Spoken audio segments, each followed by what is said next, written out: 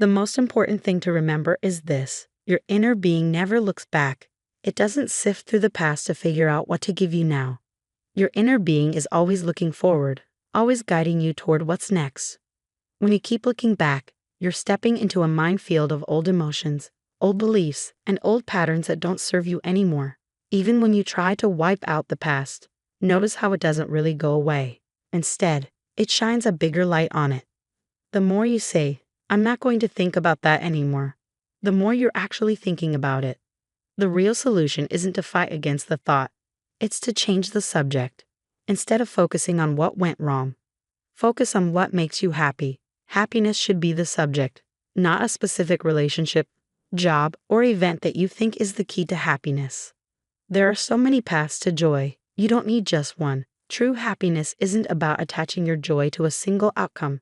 It's about choosing happiness without conditions. Here's the secret: when you stop wanting something so desperately, you actually allow it to come to you.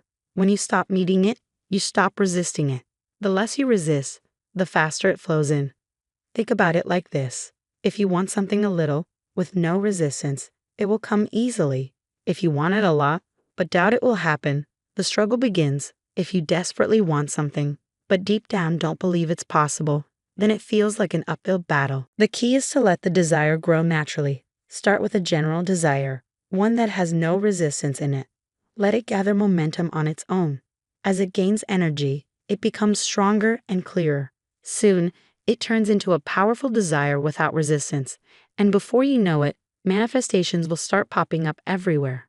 That's how the law of attraction works. It's easy to fall back into conditional thinking, believing that happiness depends on things working out a certain way. But true alignment is about feeling the emotion first and trusting that everything else will follow. Unconditional living means choosing the emotion, choosing happiness, choosing appreciation, choosing joy, without worrying about the exact form the manifestation will take. You don't have to figure out how it's going to happen.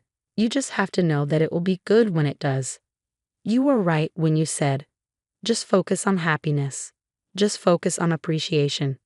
Because the world is full of things to appreciate. When you are deeply in love with life, it's not because someone is giving you love. It's because you are allowing your own love to flow freely. And here's the best part: when you consistently focus on love and appreciation, the universe matches that vibration.